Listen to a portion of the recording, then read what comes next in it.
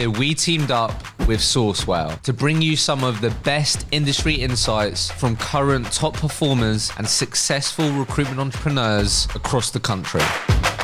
Tonight is no different as we host our penultimate live podcast event of the year in Bristol for the very first time. We're going to be joined by Alicia Teagle from SR2, Nigel Romana from Opus Talent Solutions, and Guy Walker from Talentia Group. We're going to be discussing the key insights from 2023. What have been the biggest challenges? What have they learned? How have they navigated the challenging market that we've all faced this year and more?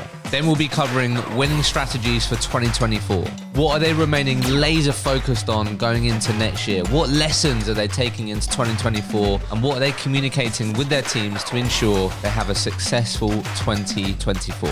No fluff, no egos, just honest advice, real experiences, and genuine insights. So now it's time for our last event of the year. So please put your hands together and welcome to the stage Hisham Azuz, Guy Walker, Alicia Teagle, and Nigel Romana.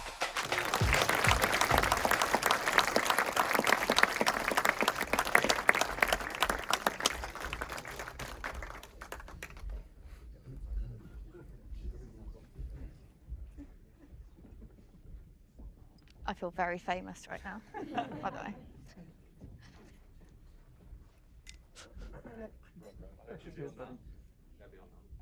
Hello? Testing. All good? Can you hear us at the back? Yeah? Awesome. Thank you all for being here. Really excited to put on this event tonight. Obviously, first one in Bristol. So together with the panel, we're going to try and keep it as honest as possible. As you just saw in the video there, we're going to talk about this year. We're going to talk about, what do these guys have in mind going into next year? And then we've got about 20, 30 minutes of live Q&A as well. The way that we're going to be doing it is we're not going to run around with like a microphone. I think that'd be too chaotic. So we're going to use a tech tool, which probably means we're going to have a fucking problem with it. But we'll go with it. A lot of you have submitted questions, so I've got those up my sleeve. So, if you just play it out with me, hopefully it'll work and we can get some good questions answered. So I guess before we start, let's just do some brief intros. Nigel, I want to come to you first, if that's okay. Do you want to do a brief intro to those that may not know who you are, and then Alicia, I'll come to you next. Sure. Hello everyone, great to be here. My name's Nigel Romana. I am the COO of Opus Talent Solutions. We are a tech and energy business. We've been going for 15 years, started in Bristol, and we've got lots of offices around the world, so I'm really looking forward to speaking at this Bristol event. Woo! Thanks, Mum. Evening, everyone. I'm Alicia Teagle, co-founder of SR2, Socially Responsible Recruitment, plus many other things that I'm sure we'll get into. Bristol HQ, big up Bristol. Second London office opened in Jan 2021, and we've just opened our Austin office. So excited to dig into challenges, successes, the pain that we've all been through this year. I'm Guy Walker from Talentia Group. Started just under 6 years ago, similar time to SL2 actually. Headquartered in Bristol, and we operate in various different sectors under various different brands. Awesome. So where we're going to start this is, as I said in that video, we thought the perfect place to start is just to have a bit of a sort of honest reflection with all of you. And we're going to find out from these three what have been some of the biggest challenges this year. Because some of them that they share, maybe all of you have experienced this year as well.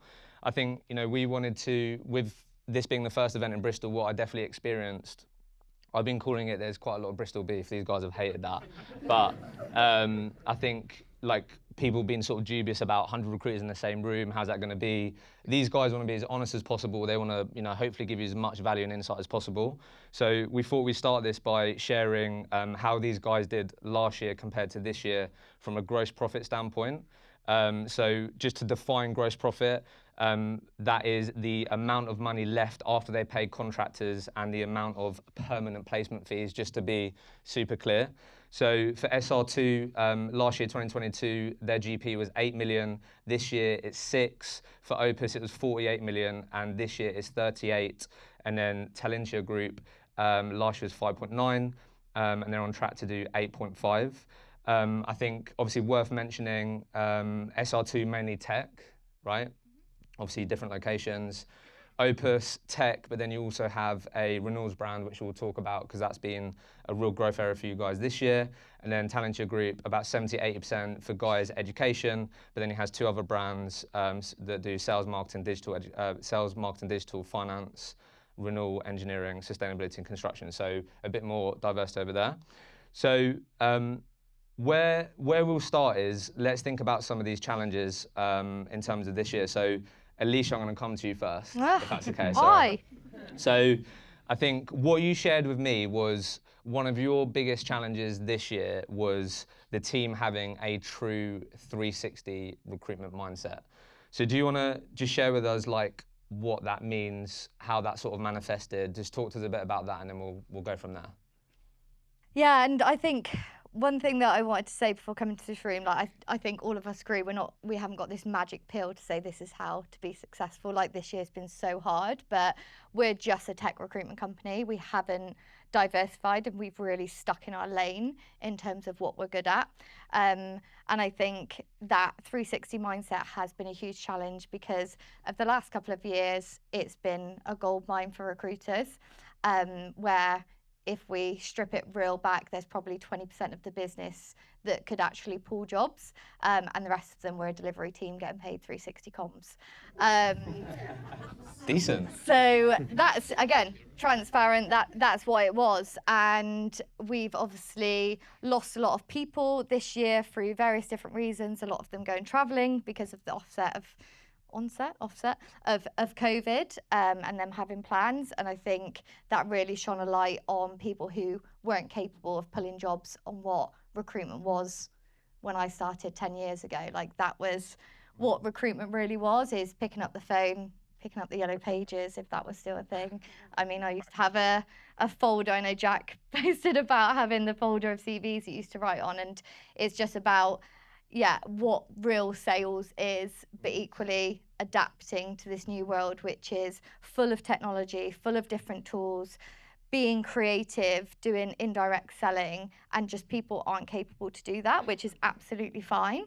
So how did that mindset show up? So like, what did that actually sound like? Was you speaking to people like, right, this week, this is your BD plan, and then every week you got to the end of the week and going, Alicia, I'm so sorry I didn't get around to doing BD, I was filling these jobs. Like what did that actually look like? What kept coming up from the management standpoint that meant BD wasn't being done? Like what did that actually look like? Just like pushbacks of people not wanting to do it. Right. And our management team equally, we've got an amazing leadership team who were trying to coach people and look after people's mental health, and that was a big thing as well as part of the world that we live in now, and trying to look after them where they're put into situations that they're not comfortable to do. So I think people just weren't set up to do it because they've had, again, it given to them on a gold or silver or bronze platter for the last couple of years. Okay. And then did that, before Nigel, I want to come to you next, but Guy, Nigel, did that show up in your environments? How do we feel about what Alicia went through or what they were saying at SRT? Yeah, if I go, completely agree with all of that. We've not traditionally been, as a business, we've not traditionally been a delivery-focused business. So most of our staff somewhere in their locker have had the 360 thing for them. And it's kind of like trying to undo that, it's like a sleeper cell that you've had to reignite and remind them that they have been taught this and sort of re-engage it. So we've definitely had that challenge. It's definitely more difficult, particularly in tech, to find clients. Client control is more difficult. So it's a little bit more about trying to ignite some old training for them and trying to re-engage that. For us, but yeah, definitely agree. I guess, Nigel, let me come back to you then. One of the things that you shared with me, which I thought was quite interesting, was diversification of clients. So what you shared with me was you felt that this year you've been heavily weighted, or typically you've been heavily weighted on the companies that you acquire have been like sort of SMEs. So something we'll go on to next year, but like that sort of impacted you because the investment in these certain companies dried up, which meant that they weren't hiring or they were turning off the taps more quickly. So you recognize that a lot of your client portfolio was in that SME space, and you're thinking about how can we get some of these bigger clients that may not feel some of those things? Yeah, so it's kind of like the flip side of the benefit we have of being predominantly a 360 business that I've just talked about. That's great. But as a result of that, we had a big portion of our, I'm talking tech specifically here, are the SMEs. And the SMEs are great because you can open the door with them, get in just at the time they've sealed Series A funding or whatever it is, and then you ride the coattails of them for, they've got 50 developer vacancies, whatever it may be. I'm certainly not filling them, but so I'm told. And you can ride those coattails, and it's really, really good in the boom time.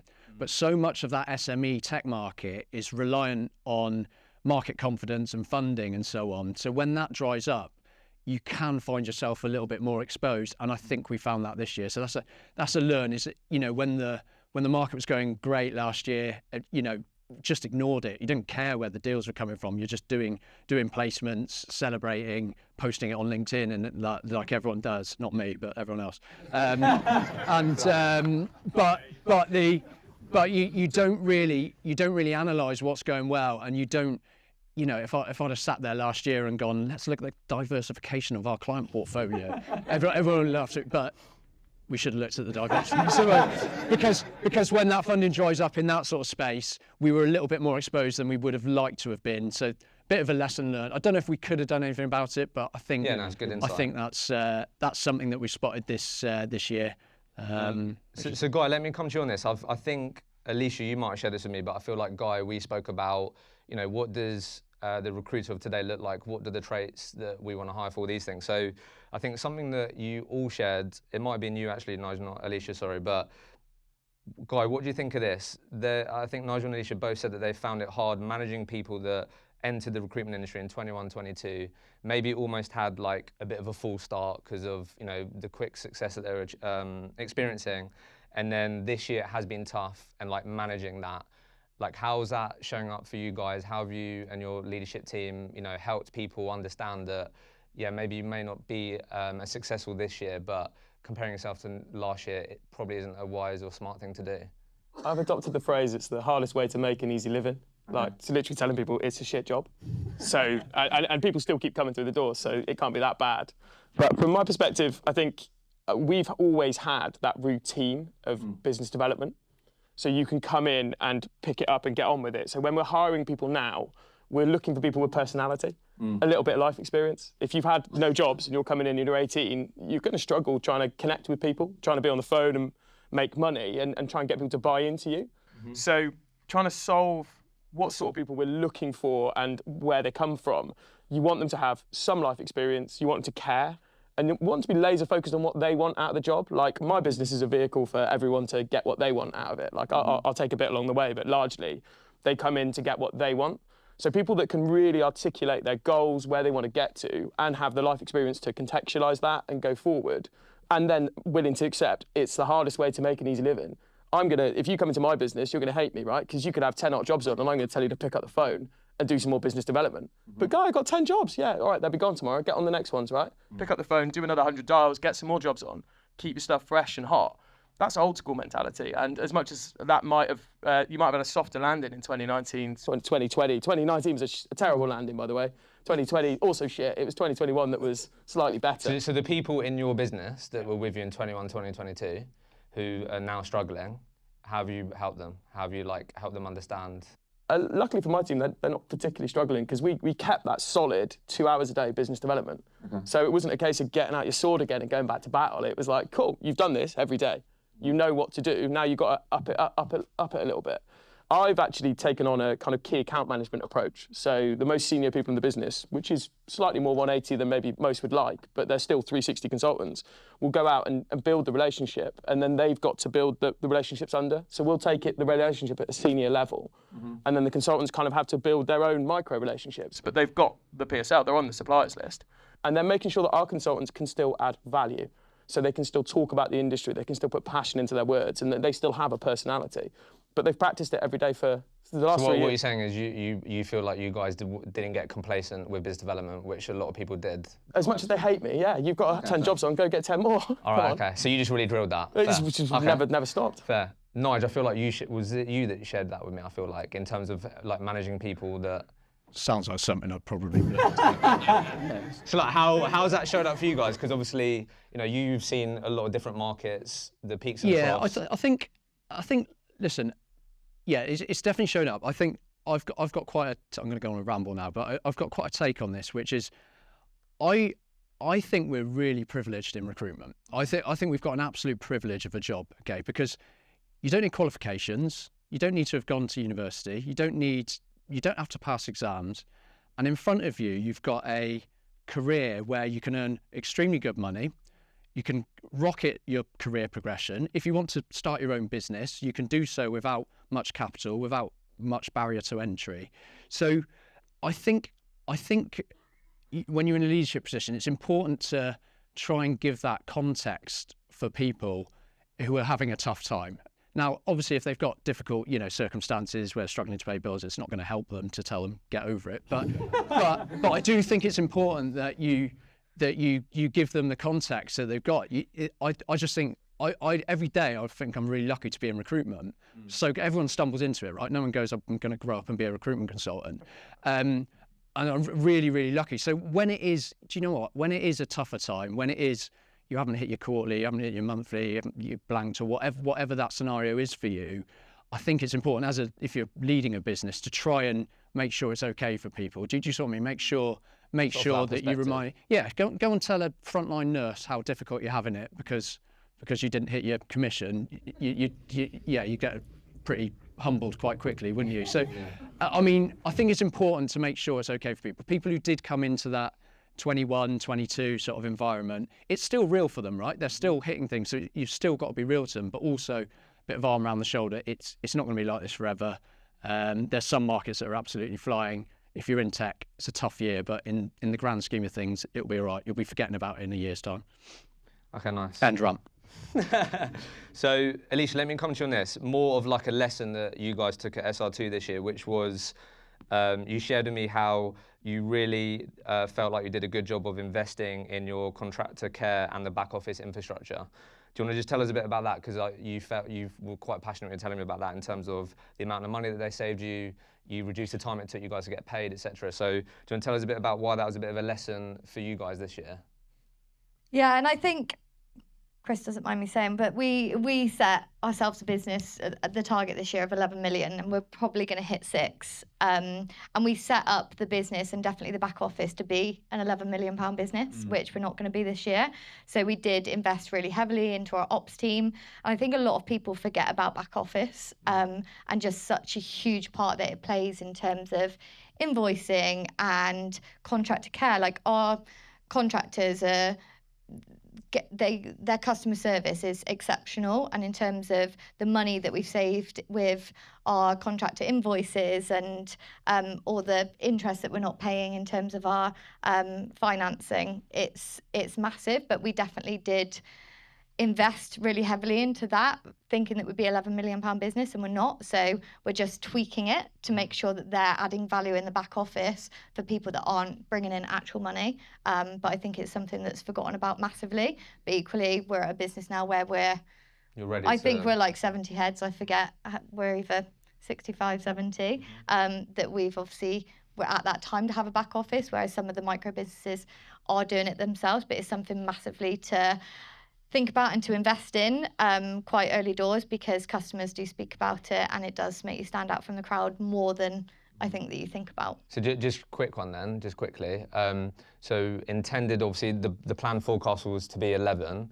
So yeah, I think, when I interview a lot of business owners, sometimes they wait until like things break to then fix it, rather than what you're saying is let's get the systems in place so then we can grow into being an 11 million business. So when did that investment start out of interest? Was it 12 months before you hoped to be 11? Was it 18 months? Was it 24 months? Because that might be helpful for people.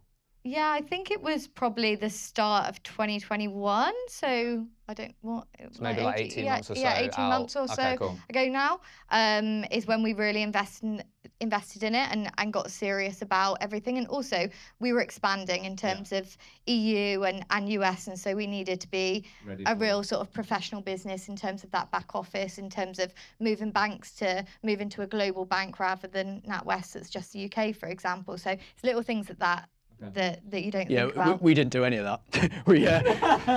No, but I endorse it because I think we've always been a sales first business, and it's Salesforce. We don't do any Salesforce. Should do more. We've always been a sales first business, and we've always invested in the sales primarily, and the back office has gradually caught up.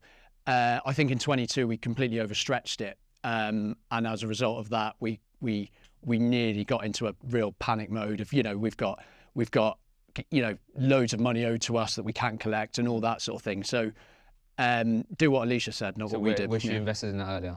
Yeah, I think we should have. I think we stretched it too far. We should have looked at it maybe end of 21. Right. Instead, 22 we were there, just sticking in loads of deals, which is great, until your systems, your functions behind it can't catch up. So we learned that the tough way this year. Can I chip in for the startups? Yeah. Get it. Start with the end in mind. Like if you are setting out to build a business that's 10, 20, 50, 60 people, don't like bodge it. Don't pick a CRM that won't support you. Don't pick a factorer that's going to do a crap job. Like, check your references, check who've worked with good people. Because I've spent probably the better part of the last 6 years hating a factoring company or hating a CRM or finding a way to bodge something together that didn't work together. So if anyone's like on that precipice or starting out at early doors, 3 of you or whatever, pick your stuff right. Use the stuff. Maybe it's more expensive to get the stuff that everyone else is using at the top, but invest heavily at the beginning if you can afford to, because changing stuff later down the line, like from Itris to Bullhorn, is a nightmare. Don't do it. It's shit. All right, so just on that, this was actually, all feel free, Guy, I'll come to you first, but this was actually a question from Chris. I think it's a good time to ask it. So his question was scaling the operational parts of the business, in what order to build those out and when to do them. So he broke it down: HR, TA, L&D, finance, marketing. So if you're with that frame that you just said, Guy, I want to be 20-person, 30-person company. When should I think about HR? When should I think about TA? At what stages do you think? Finance first. Okay, finance first. Then. Get your money in. Then look at human resources. Then look at business operations, and I think finally look at talent acquisition. I think business operations is something that my old business ops guys here, like I didn't know anything about it. Didn't have a clue. Hi, Tom. Didn't have a clue. And I was like, cool, this guy's a wizard. And he looked at business, he was a business analyst and systems, and that was vital. But you think talent first, but as a recruiter, I know half the room, right? So you can go and recruit recruiters. That's what you do, you're a recruiter. Get your finance right day one, like as soon as possible, finance. Okay. Then you look at, HR, then you look at systems, then go to internal. Yeah. Any disagreements there, or just... Yeah, again, we didn't do any of that. We were, like I said, a sales-first business. So all the investment for the first 10 years was probably in sales, and it always felt so. Yeah, that's probably what you should do. But we focused a lot on sales. So we did have finance. Finance, I agree with. I think the only different take upon that, it depends on your model. We've always been quite a trainee dominant model. Yeah. Therefore, your L&D function gets a light shone on it a lot quicker if you're going to go down that model. If that's not your model, then L&D you can probably put to the back of the queue behind some other stuff. So I can't. We were very sales dominant, and everything else was playing catch up. And like I say, last year we probably stretched that too far. So yeah, it's probably different. To do what Guy does. No, I stacked up. My L&D person's here that we took at 20 heads, which was before we got a finance person. So I missed L&D off that list. So quick one, and then we'll move on to thinking about next year. I think Alicia and Nigel, I both said to you, if you was in the audience tonight, what question would you what would you love us to talk about? So Nigel, you said I'd be really interested to hear other people's perspective on what industries were hot or where people saw opportunities. So for you, you said to me renewables for you guys grew 20% this year. Yeah. So do you want to tell us a bit about it? This might mean that people want to go into the renewables industry, but let's just talk about it. Where have you seen pockets of opportunity this year where there's been real growth? So the story, one of the big lessons that came out of this year for us, I think people naturally talk about negative things when they're talking about lessons. One of the big lessons that came out about us was making big, bold decisions. Because 5 years ago, we made the conscious decision to turn off the tap. We were doing loads of business in oil and gas. We had a 100 grand a week contract book, a load of top billers, a good team in it. And 5 years ago, we decided that didn't fit with our ethos. It didn't fit with our values to be making money out of oil and gas. So we completely pivoted it. And that's tough. That's really big. When you've got a load of top billers, imagine just going round to them on one Monday and sort of saying, we're not going to do what you do anymore. There was some collateral with it. But I think, as in, I don't think any of them are still here. This was supposed to be a positive lesson, wasn't it? Hang on, sorry. Okay, no, but joking aside, so I think the lesson was we made a big, bold decision then. And now as a result of that, this year, I think we're 5 years ahead in renewables. Lots of people looking to get into it. And there's still plenty to go around. But I felt we were really well positioned because of a difficult, bold decision 5 years ago. And yeah, we've got a presence in UK, which mostly does into Europe. We've got a presence in Sydney doing it, and we've got a presence in the US doing it. And in different parts of the world, there's different types of renewables. Obviously, in the US, there's a lot more solar than there is in the UK, for example.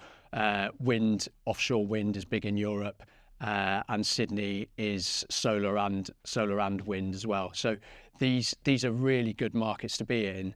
And I think, for all the mistakes we've made, we're reaping the benefits of a big, bold, tough managerial decision 5 years ago. But it's a really good space. And there's if anyone's thinking about going into it, there's still plenty to go around. It's not. You don't own the market, mate. No, we don't. Yeah. If you could check with me first before you go into it. Mate, you're all sales, mate. So I'm not. I mean, everyone's on the phone doing deals. Yeah. It's a really big market. And if you look at the sort of government pledges in every part of the world to spend on renewables, it's not going to disappear. Yeah. So, but I think we're reaping the benefits of a tough decision 5 years ago to be in the market, and we've got a decent presence there. Nice. No, I appreciate you sharing that. Alicia, any pockets of tech that's been hot this year, or no? Again, there's a lot of companies that have diversified and opened additional brands within the renewable space predominantly that we've seen. And again, as I said earlier, we've very much stuck in our lane. We set up a brand that was completely different to anyone else. I know a lot of recruitment companies say they're different, and I think we've made our stamp that we are different in terms of social responsibility, becoming a B Corp, our profit donation, and all our USPs and our initiatives that we do. So we've really used those to win. We're still probably our contract books by 75% public sector. And that's something that we're still massively invested in terms of actual real partnerships, bid work, using B Corp, helping companies improve their ESG scores is something that we're really passionate about. And equally, on the other side, 75% of contract book in public sector is something to maybe have a bit of a squeaky bum about, because that all gets shut off tomorrow. So we are equally working to diversify more so in the private sector as well. But there's no real market, I think, that's doing better than others, in my opinion, in tech. Specifically, everyone's a specialist. I'm not, I'm a generalist, but I think just stick to what you're good at, don't panic, and we're just going to continue to keep doing what we're doing and be number one. Okay, so let's look ahead then, guys. Thanks for sharing that. So let's look ahead then before we do some live Q&A. So I think, Guy, let me come to you first on this. I think something that you shared with me, I'm pretty sure it's an Atomic Habits quote, which I feel like every recruiter's read if they do a book club. Which, I mean, it's a banging book, to be fair, but you said fall to the base of your systems. So what are your systems? So for you, you're really thinking about next year's all about getting more out of less, really investing in your systems. Tell us a bit about what you mean by that and what those systems look like and what you're thinking about. Well, we're still startup culture, so our business systems are shit. Okay. So just building from where I am today, we've got some really deeply ingrained habits that are going to help us, right? But I said this earlier, it's an unpopular opinion. I still want people on the phone for 3 hours a day. Okay. So I want to do all the other smart stuff around it, right? So you guys were talking about not hot markets or hot markets. Mm-hmm. Any market's hot if you add value. But what value does your market require at the time you offer it, right? And how many of these recruiters having a difficult time have gone straight to the bargain basement rates and said, actually, we'll do cheaper rather than hold the line, or find a way to reinvest in value. Mm-hmm. So across all of my businesses, we're reinvesting in marketing, we're reinvesting in how we can influence our customers and how we can invest back in our customers. the phrase is give a little, get a lot, right? So if I can train all of our recruiters to have better knowledge, to invest in the sectors that they represent and give back, brilliant. And on the systems piece, is making sure that everyone understands their position. It's a chessboard. A business is a chessboard as far as I can see. You've got people that play different roles, different responsibilities.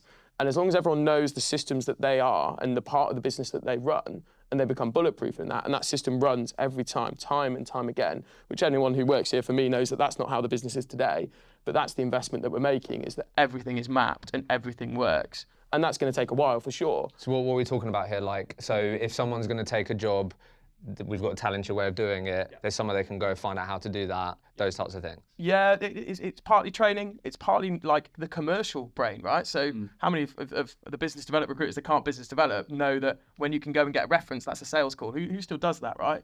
I mean, it's a 10-year-old trick if you work in construction. Give me some references, I've got some jobs. So like, who's still doing that commercial element? Who knows that the person that's just been pulled out of that job is a job for someone else to fill in another market? Who's backfilling? Like these commercial systems, as well as learning development systems, as well as the other training elements. There are so many systems, but everyone needs to know which ones work. Your habits are basically a business system. So creating the right habits in the recruiters that creates the right business. Okay. And then Alicia, for you, top of mind was building that BD culture, that BD mindset. So are you going to make everyone get on the phone for 3 hours a day? What's your approach?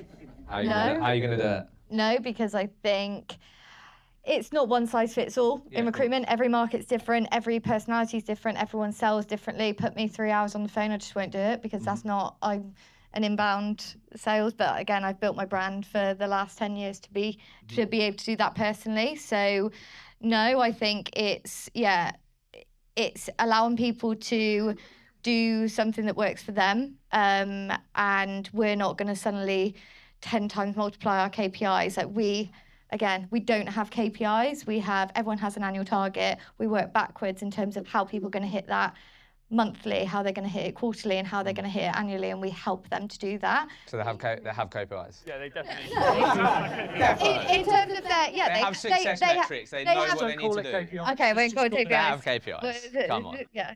Call it reverse engineering. Reverse engineering. Okay, we'll call it that. But no, but equally, I do think, look, phone wins, and so many people that you speak to nowadays are like, oh my God, someone's called me, and you're like, yeah, of course. But there's so many different avenues to doing recruitment, to doing sales now. Do you think about any non-negotiables like SR2, BD culture? What are some of the non-negotiables, if any? I'm just trying to. Work hard, 100%. Stand out from the crowd. Like, again, using USPs, but equally, there's a lot of disingenuousness in our industry as a whole. There's a lot of, sorry to call you out, there's a lot of white privileged men speaking about that they care about diversity. Okay, if you care about that, like genuinely care about it, like you've got to do your research. You can't just suddenly be like, oh, I'm going to suddenly start a women in tech podcast when you don't really give a fuck. You just want to try and get money or try and get some clients on. So you've got to be genuine in terms of the things that you're speaking about. And I think that's one thing that we've got as consultants is people really care about, not diversity at all. And I'm not saying that Andy, sorry, just to pick you out, that Andy massively cares about increasing diversity in tech. He doesn't, but he massively cares about adding a huge amount of value to his clients and being the best that he can be. So it's not saying, Andy, these are the KPIs that you need to do. I mean, he's a billing manager. He just makes everyone else happy and does an amazing job. But yeah, I think going back, it's indirect selling and just adding real, genuine value into the market that's not just bashing the phone. Nige, for you, because obviously you guys are sales machines. We're not thinking about that. But for you, you said to me like where you feel like you've missed a trick, or across the team holistically, like you're good at opening the door, getting the first 2 free placements in, but then 2 or 3, it's helpful that. Okay, yeah, fair. So one, get that first deal done, onto the next client, whatever. But we've got. You're thinking about increasing the client spend. How can we increase the amount of deals placements we're doing with our clients? How are you thinking about that? Exactly that. We as a business, we're better at the hunting than the farming. Is the way of looking at it. And we've got a lot of people who, because we do the vertical market thing, they look into their vertical market, they open doors, but they don't necessarily look sideways. So a lot of our new BD strategy, if you like, for next year will be about what can we get out of our clients that we've opened the door with and then just walked out the door. So how are you going about, how are you thinking about that at the moment? I think we need to set up our people. I think when you want to shift a mindset of a business and so on, you have to reflect it in everything, right down to the commissions, right down to the targets and so on. And because our business has always been set up to be new business, it's not necessarily there. So, you know, it's great having an inherent 360 mindset. That's really, really good. But when you miss opportunities, so I think we need to look at how people are set up, what their jobs are, and how it's sort of paid. Because at the moment, it's mostly 360 pay, and we don't have a particularly great model for making sure people are rewarded for passing stuff sideways and so on. I can be quite specific on this. This was an action that we tangibly took. So we've created a key account management role. So it's land and expand, right? So one person takes the relationship, which is business risk for startups and whatever. One person takes that relationship, and then it's their job to get the other 8 specialists that can service that client introduced to the right people. So they sit, say, at HR level, or they sit at procurement level, whatever. They've got the relationship with the client. They can control the information, but then they do the recommendations. So you need someone in this sector recommended, and then eventually you've mapped that entire client, and it all sits in one single place, and you reward those key account managers for the job that they do. And so how are they incentivized on the amount of money that they spend, or like how's that? Show my age a little bit here. We still use like a whiteboard metric that's made up. It's a Fugazi. It's like whatever the average value is, whatever. But they're incentivized on new business deals. Right. So anything they've rewritten, not on what's existing. So they're incentivized So every on new that. business deal they do with that client. They'll get a percentage of that. Okay. So I think this would be a good time to ask this then, and then we'll bring in some Q&A in a sec. But Tom asked this on this topic, which I think is interesting. So do you guys use any client retention incentives, for example, discounts for repeat business, donations to charity, etc.? If so, what do they look like, and how important has that been for you this year, or maybe thinking about next year? Has any of that made it into your strategies on how can we incentivize doing more business with existing clients? I spent £10,000 on drills at the end of last year. That's not even a joke. Well, drills. Drills? Yeah. Why would you do that? So quite a lot of our clients are construction and engineering educators. Yeah. So as part of a retention strategy, I literally £10,000 onto well drills. So I'm slightly devastated by it. I got a gift card and everything. Really? But in the sense of that, like, it was what little thing can you do a spread. I've got 390 odd clients in education. Yeah. So what can I spread that's reasonably affordable? Like, I can't send them like a bottle of wine or anything. It doesn't help.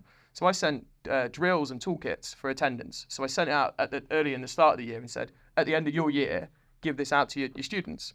But there's loads of other bits and pieces that we did that was about value add, like free CPD events, putting on free subscriptions to stuff like that. Some other exciting bits is actually just showing up to the client and then offering them anything you can offer them to say thanks for working with us. Like, what is it you actually want? You don't want a bottle of wine that's like £6 or whatever. What is it that will say thank you for giving us the business, and asking them? And then they came out asking for cash quite a lot of the time, I'll be honest. Really? Which was a little bit sore at points. So you went and bought £10,000 of drills? 10 grand worth of drills, and I spent about another 15 grand on sponsoring their end of year awards and stuff like that. Okay, nice. But Okay, that so works, like that. and you get the marketing, although none of my marketing team showed up, thanks guys. But you get the But marketing. stuff like that goes bit a long way. Okay, cool. massively, and they remember it to the next year. Nigel, got any client incentives in place, mate? No, I've just got a few. No, we're not. As I said, I think we need to look at how we incentivise that, but that's. Alicia, what about you then? Because I've seen companies who, like, for every placement they do with the company, that company then technically donates X to like a charity, for example. Have you played around with this sort of stuff? Well, we give 5% of our profits to charity, and our clients obviously contribute towards that because that's how it happens. And we send a newsletter every single quarter to every single client that we've placed with in terms of everything that we've achieved that month, whether it's we're in rock interviews, whether it's how many trees we've planted, how much money's been donated, and actually tell them this is how much money you contributed to our charity of choice this year because you working with us. And it's just a relationship thing, right? Our clients work with us because we have amazing relationships. So we don't then give a discount if you do a second hire or third hire. We do our donations and that's what we do. But equally, I do think there's a lot, again, in recruitment. And I know there was a post once upon a time on LinkedIn, actually not so long ago, about inviting head of talents or female leaders to like football days, rugby days, golf days. Like, women in talent, female CTOs, female leaders don't want to do that. So it is thinking outside the box if you're going to go and reward them and do something different.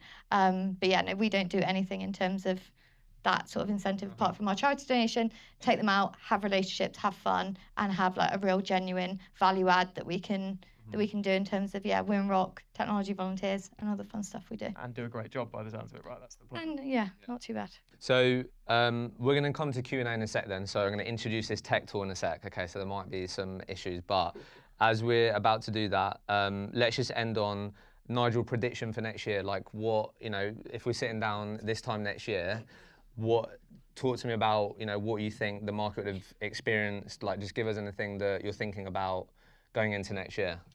Yeah, so I think we've started to see in tech a little bit, we've just come off our best whiteboard month of the year and things like that. So there's little signs showing, but then it's been like that all year, and then it's disappeared again. So mate, it's those one deals, mate. Yeah, so it's like, so I think that, listen, we've got two very different stories in our business. One is the tech side, and one's the renewable side. There's no sign that renewables is going to stop. We can't hire people into it quick enough. We can't fill our clients' roles. That's going to be fine, and that will continue to fly.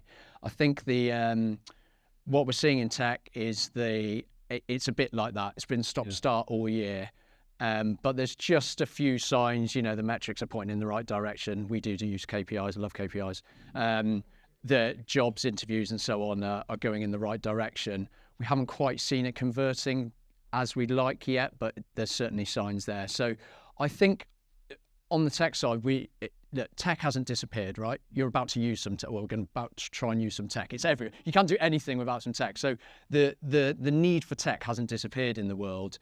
Just the confidence around the market and the investment in it might have slowed up for a little bit. So for us, it's all about keeping ourselves positioned well, so that when it goes again, we're ready to go again. I'm pretty sure we are. Nice. Anisha, what's top of mind going into next year for you? I think contract's going to win.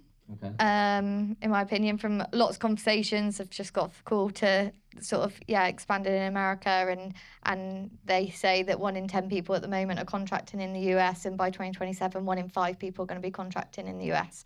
And the US is huge, honestly, to map it out. It's very shiny, very exciting. But I think contract's going to win. And again, similar to what Nigel said, but we're not going to diversify in terms of our brand just yet. We're going to stick to what we're really good at. And this month, I think our best month this year was February, randomly. And every single month we go, this is going to be the month. We're going to have a banger. We're going to have a banger again. And we're not there. Like, we're very steady every other month. Yeah. But I do think from what Nigel said, again, similar, the pipeline is big for the rest of this year. And I think that everyone's going to be hopefully a lot happier going into 2024. But I do think that contract is going to be the winner of 2024. Guy? I can't really, because I'm not in tech, I can't really moan. I just have to go, it'll be all right. I think, so I hope it'll be all right for tech. But from my perspective, if you do the basics really well, you build really good relationships, you work really hard, then we're going to have a great year. For me and my businesses, we're going to have a tremendous year. We're tracking a record year and everything's going to be great. But I think that's because we've done the basics so well, and we continue to do the basics well. And don't get cocky. Like, really simple. It's the market will chop your legs out. The market will be a difficult place if you don't stay on your product, continue and enhance it, continue to offer value and give something back.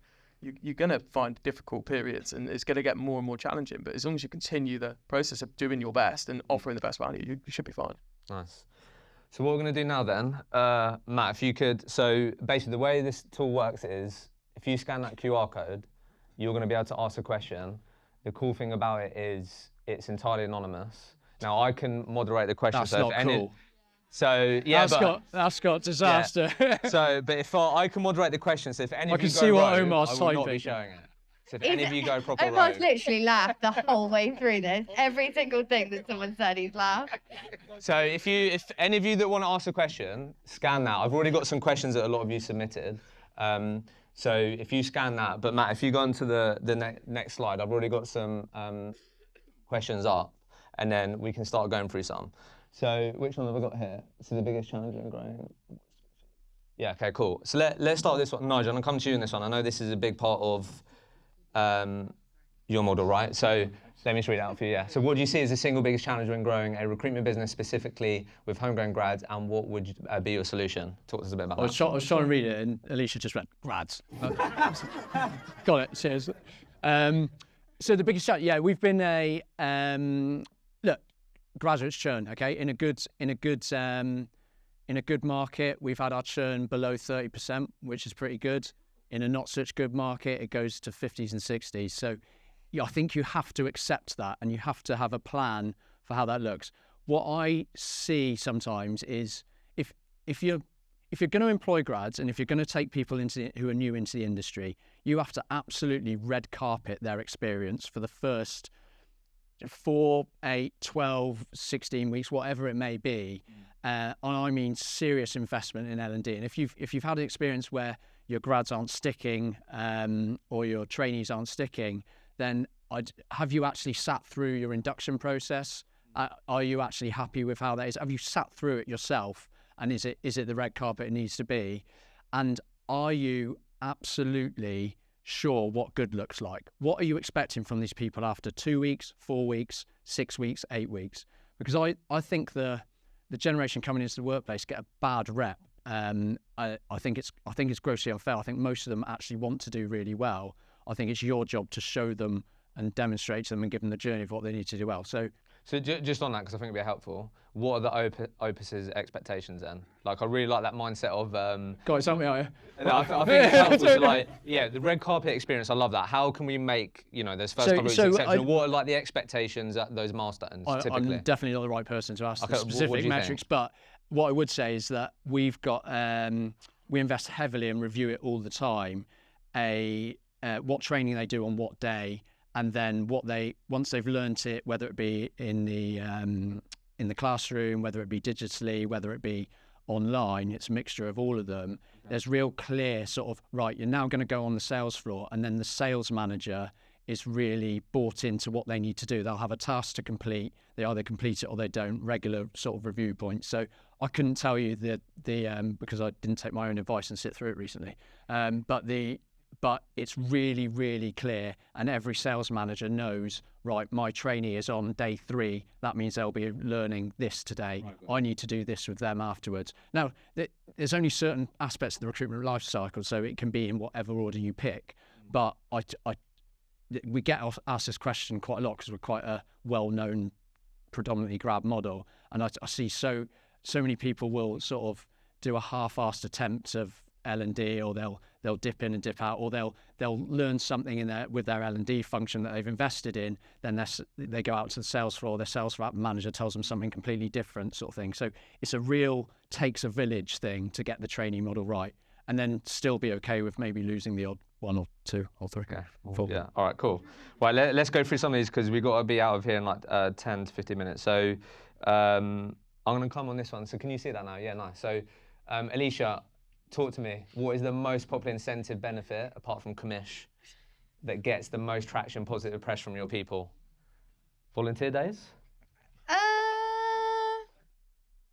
Unlimited holiday. Unlimited holiday. Like some people take like crazy amounts, and then we have to force the others. I'd probably say people love Hika. Which Wait, what was that, sorry? Hika. So we give like 30 quid a month or 50 for operations for them to buy whatever they want every single month, whether it's contributing towards, I don't know, their gym membership or HelloFresh boxes or buying a plan. What's Hika, sorry? So it's a platform for people. Like it's and then like they can spend it on a bunch of They can things. spend it on Okay, something that they actually want, and it gets used every single month. And I think a lot of things don't get used when it comes to sort of benefit packages. Yeah, fair. But that's something that's used every single month for people. Okay, nice. And again, it's not forcing something down their throat. It's something that they can choose themselves. So that's a big win. And people do love volunteering days at SR2. Guy? Personalised incentives. Personalised incentives. Ask them what they want. Like, give us an example. Trainers. Should I go with trainers? If they make sometimes add 50 candidates into the system in their first week, we incentivise them with a pair of shoes. But ask them what they want. Custom incentive, custom target. So you want to hit a particular thing. So say you want 3 days off, but you have to do it in a certain way. Set the parameters there's obviously standardised. We have a standard commission structure, standard salaries, but whatever people want.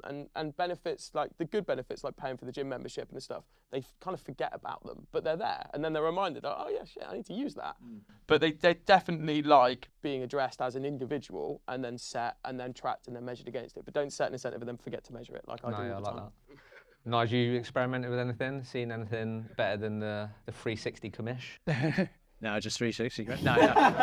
No. We've actually we haven't got a platform like Hika, but we've always been quite good at those sort of bespoke, tailored. Right. You know, what does this individual want based on your sort of goals? Hit a milestone and do it. So yeah, I'd agree with Guy on that. We've always implemented that.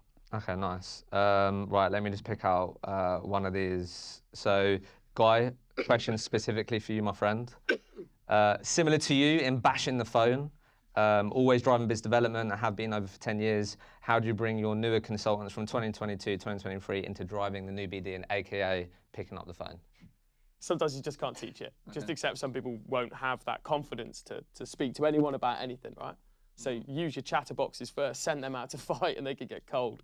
But like put people out and train them and invest in them. One of the things that I'm working on at the minute is how you share information and how you warm them up to business development. I've got to go from here straight to Manchester to stand in front of 75 HR directors as part of our BD strategy, right? I've got to go out and kind of petrify myself. They're slightly less scary than you lot, but stand there and it's never something I've not done it before. It's new on the list. So what can I do to get my team involved in that? So face-to-face meeting, I'll bring up 8 members of my Manchester office. They'll have to meet HR people in the flesh and be petrified. So warm them up, get them into conversations, bring them into Teams meetings when you're meeting with clients. Like show them that the client isn't as scary as you think they are. They actually want to spend money with you. They want to work with you. So give them industry knowledge, give them industry expertise, work with them and show them it's not as scary. And when they get rejected, build them back up again, send them back out to fight. But don't accept, oh, I made 100 calls and no one's picked up. It's like, well, make another 100 or get the phone and pick up the next one, right? That was the tip in the first day. Call the next person. I promise you it'll be a good phone call. Okay. I'm going to show this one. Alicia, you shared a bit on this. Nigel, what does this look like for you guys? What impact has 2023 had on your retention? Poaching. What's that? Sorry. Main reason for churn. Main reason for churn. This is going to be, I'm not doing a good job of selling ourselves, am I? So, let me say, the downside of when we train people and we invest in them heavily is that we lose a lot of people who go up to start their own business. And that's been true this year. And that is... How many do you reckon? I can think of across the group at least 6 or 7 who've done that this year.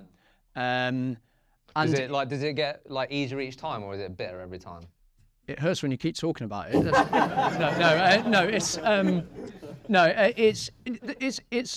It's a sort of mixed thing because normally by this stage they've done a good 5 or 6 years of you. They've been really good people. They've built loads of money. They've had a really good impact. So you're like, in a weird way, you're kind of proud that they feel, whatever you've taught them has sent them off to feel confident enough to do it. But it still hurts. No one likes losing big personalities and big billers sort of thing. So yeah, that's probably the one that we struggle with. And then Alicia, I think you, please feel free to correct me, but I think you said, obviously clearly very passionate about the amount of women in your business, the diversity in your business, and you've lost the most amount of women this year, right? Yeah. Most of them travelling. Oh, is that? Yeah, most of them travelling. I think, again, COVID, they had plans in COVID. COVID happened. It's a tough year, and they decided to do that again. For some of them, red carpet is fully rolled out for them to come back. Some of them not. But yeah, travelling's definitely probably been the biggest thing. A couple of people have left and started their own business, and yeah. Not copying anything SR2 related, of course. Okay. But yeah, the main thing, and a couple of people left, joined another recruitment company, asked to come back, left on bad terms. But yeah, travelling's been the biggest thing. And then, like, just curious, like, is that now something that you actually like try and find out if people have plans to do that when you interview them? I don't know. Have we asked that question recently? I just thought you might now. We are. Yeah, we are. Brilliant. We What are are your now. plans over we the are next now. 3 We are now. years? To be fair, like we've only just we're very much an experience model. Yeah, exactly. In terms Yeah, of that, fair. so yeah, it's like we've got a couple of juniors that are absolutely like one of them will blow your mind. They're unbelievable, but they're not going travelling anytime soon. But yeah, it's definitely a concern. You've nicked their passport. Yeah, you have to hand it. You have to hand it in. But I don't interview anyone anymore. I don't know whether we do ask it, but I'm sure we do. Nigel, I'm going to come to you on this one. I feel like surely you've thought a lot about this. Top 3 things you would all individually look for in a trainee. What are Opus's non-negotiables when it comes to some display of business acumen, as in, you know, whenever we interview them, can they piece together bits of information to try and get to something? Can they find, you know, have they got that sort of inquisitive nature that makes them ask the right questions to get to it? Because that would translate well into business. Are they coachable and teachable? Are they receptive? Are they receptive to critique? And we'll do that in interview. We'll challenge them, get them to defend their stance on something, and so on. Because that shows a sort of a bit of a bravery and some broad shoulders. That means that when they're being trained on something, they don't take it personally. And then just the hard work thing, they've got to have displayed at some point in their life that they've got themselves out of a comfort zone. So yeah, those 3. Alicia? I feel like that's not really. I was just going to say, like, our 3 trainee, things obviously that isn't really your model, is it? work hard, be accountable, if they're a good human. And this is probably really bad to say, but I love a chav. Oh wow. Like, I love a chav recruiter. You like, love a chav? Yeah, like someone who comes in, he's just going to like, I don't care and just go for it. Wow. Like someone who's Do like. you tell them that? No, but like. You're hired on the basis of your chavness. I knew I was going to get like, don't say that. But someone who's like, just like rough and ready around the edges and just going to absolutely just go for it. Yeah, I mean, that's going to be a bad clip. That is going to be a bad clip. Oh my God. But yeah, so like someone who's just like a bit rough and ready around the edges, who's just going to go for it and like just haven't got any fear. Love that. Guy, over to you, and then I'm so basic on this one. You just got. What are your non-negotiables? You just got to work hard. This is a shit job, and if you just have to put it in, right? You have to put in the effort. And then I look for someone that gives a shit. If you actually give a shit, and we can see you care, that's so important to us because we all care so deeply that we want you to love it as much as we love it. And I love recruitment. I mean, I don't particularly love any particular industry, but I love recruitment. I love the industry that I'm in. And then you've got to be resilient because you're going to get punched in the face 100 times a day because I've got you on the phone 100 times a day and it will either be. I'm not saying I'm going to hit you, just putting it out there for the HR bods, but... If you employ chavs, it will be. Yeah, it's going to get bad. Get your Burberry on. But nah, you got to be resilient. This job is shit. Honestly, some days are so terrible and other days are amazing. And 51% of my days are better than the 49% that are bad. So you've got to be hardworking and resilient. Right, so before we finish, thanks everyone for being good sports. I think, you know, these guys have been nothing short of honest, I think. So we appreciate it. So let's give a hand to these guys for sure.